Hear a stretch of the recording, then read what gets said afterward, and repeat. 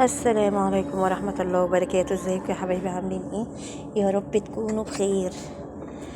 انا النهاردة بقى ايه بت... قعدت فكرت ورحت قمت ما لقيتش حاجة عندي، رحت لقيت لكم يا حبايبي ست الفرخة. لا، ما انا مش معقول هعمل الفرخة بقى كلها مرة واحدة، لازم النهاردة هاخد الصدر وبكرة هاخد الورك وبعدين هاخد الجناحة واعمل كل يوم اكلة. هو مش هينفع اعمل كله مرة واحدة، توفير.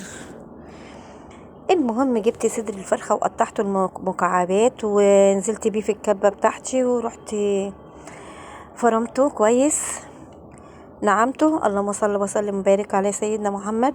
حبايبي، اللايكات بتاعتكم اشكركم كل من دخل على القناة عندي وعمل لي لايك.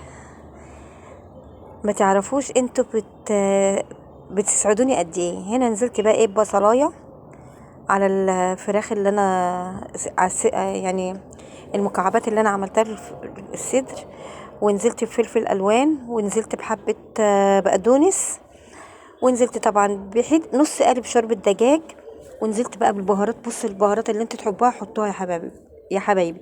انا حطيت البهارات الاولانيه دي، حطيت بهارات فراخ وبعدين السبع بهارات.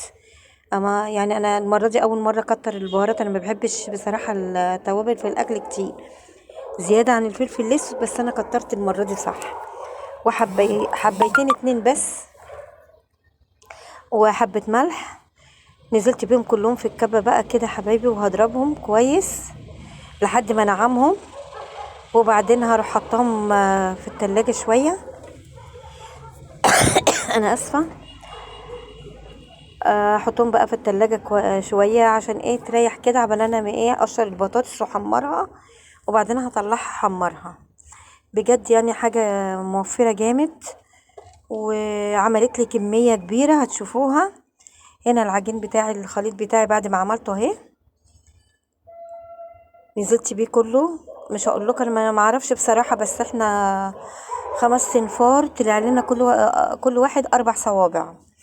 شوفوا بقى يبقى كام صباع، انا ما عديتهمش بصراحة. هنا صبحها بقى كويس، وهنزل بيها في دقيق بقسماط.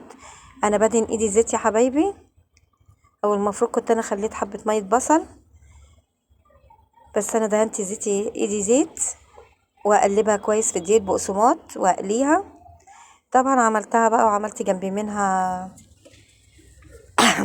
سلطة الطحينة وكده يعني. يلا، سلام عليكم.